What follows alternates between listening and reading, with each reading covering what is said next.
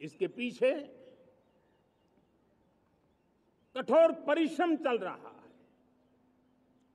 देश के कोटि कोटि जनों के सुझाव लिए जा रहे हैं और हमने देशवासियों से सुझाव मांगे और मुझे प्रसन्नता है कि मेरे देश के करोड़ों नागरिकों ने विकसित भारत 2047 के लिए अनगिनत सुझाव दिए हैं। हर देशवासी का सपना उसमें प्रतिबिंबित हो रहा है, हर देशवासी का संकल्प उसमें झलकता है। युवा हो, बुजुर्ग हो, गांव के लोग हो, शहर के लोग हो, किसान हो, कामदार हो, दलित हो, आदिवासी हो, पहाड़ों में रहने वाले लोग, शहरों में रहने वाले लोग हैं, हर किसी ने 2047 में जब देश आजादी का 100 साल मनाएगा तब तक विकसित भारत के लिए अनमोल सुझाव दिए हैं। और मैं जब इन सुझावों को देखता था मेरा मन प्रसन्न हो रहा था। उन्होंने क्या लिखा? कुछ लोगों ने कहा कि दुनिया का स्किल कैपिटल बनाने का सुझाव हमारे सामने रखा। 2047 विकसित भारत के लिए कुछ लोगों ने भारत को मैन्युफैक्चरिंग का ग्लोबल हब बनाने का सुझाव दिया। कुछ लोगों ने भारत की हमारी यूनिवर्सिटीज ग्लोबल बने इसके लिए सुझाव दिया। कुछ लोगों ने यह भी कहा कि क्या आजादी के इतने सालों के बाद हमारा मीडिया ग्लोबल नहीं होना चाहिए। कुछ लोगों ने यह भी कहा कि हमारा स्किल्ड युवा विश्व की पहली पसंद बनना चाहिए। कुछ लोगों ने सुझाव दिया भारत को जल्द से जल्द जीवन के हर क्षेत्र में आत्मनिर्भर बनना चाहिए।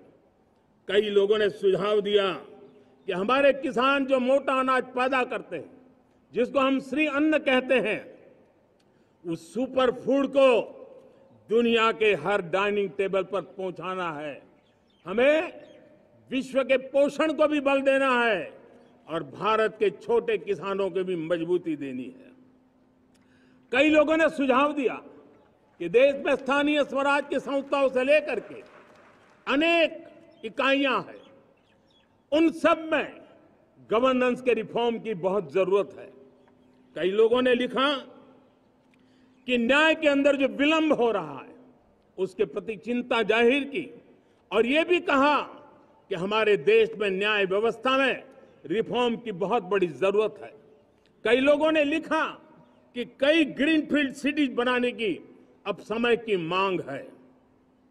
किसी ने बढ़ती हुई प्राकृतिक आपदाओं के बीच शासन प्रशासन में कैपेसिटी बिल्डिंग के लिए एक अभियान चलाने का सुझाव दिया। बहुत सारे लोगों ने यह सपना भी देखा है कि अंतरिक्ष में भारत का स्पेस स्टेशन जल्द से जल्द बनना चाहिए। किसी ने कहा भारत की जो पारंपरिक ट्रेडिशनल मेडिसिन है, हमारी औषधि है, दुनिया जब आज होलिस्टिक हेल्थ केयर की तरफ जा रही है तब हमें भारत की पारंपरिक औषधियां और वेलनेस हब के रूप में भारत को विकसित करना चाहिए।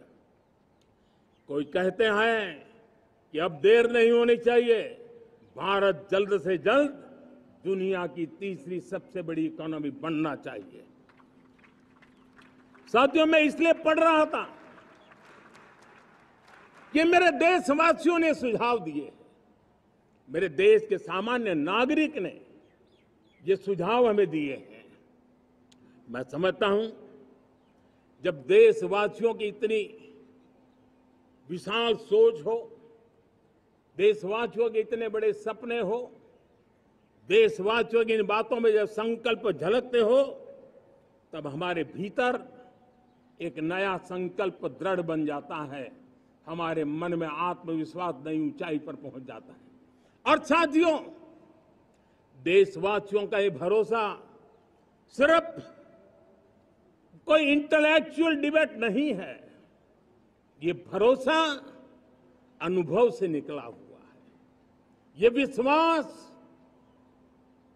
लंबे कालखंड के परिश्रम की पैदावार है और इसलिए देश का सामान्य मानव याद करता है। जब लाल किले से कहा जाता है कि हिंदुस्तान के 18,000 गांवों में समय सीमा में बिजली पहुंचाएंगे और वो काम हो जाता है, तब भरोसा मजबूत हो जाता है। जब ये तय होता है कि आजादी के इतने सालों के बाद भी 2.5 करोड़ परिवार ऐसे हैं जहां बिजली नहीं है, वो अंधेरे में जिंदगी गुजारते हैं, 2.5 करोड़ घरों में बिजली पहुंच जाती है, तब सामान्य मानवीय का भरोसा बढ़ जाता है।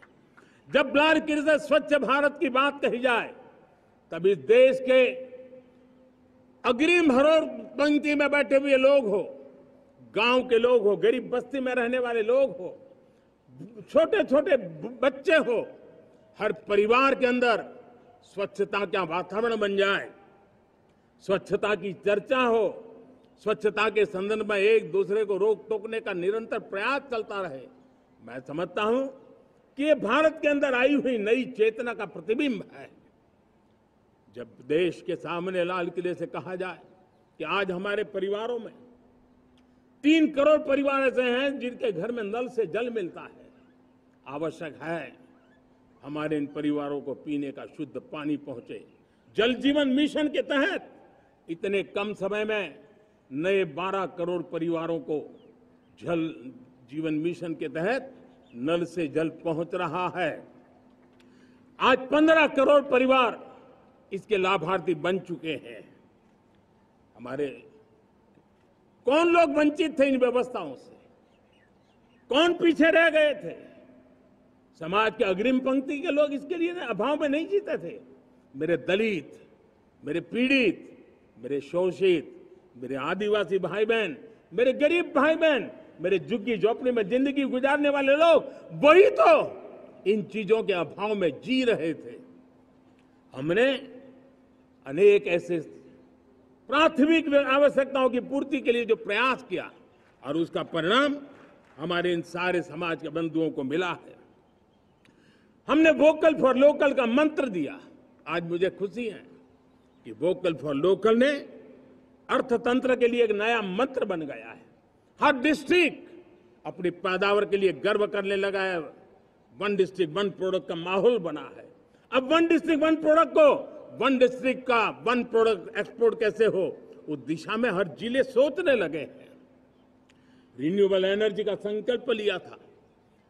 G20 समूह के देशों ने जितना किया है उससे ज्यादा भारत ने किया है और भारत ने ऊर्जा के क्षेत्र में आत्मनिर्भर बनने के लिए, ग्लोबल वार्मिंग की चिंताओं से मुक्ति पाने के लिए हमने काम किया है।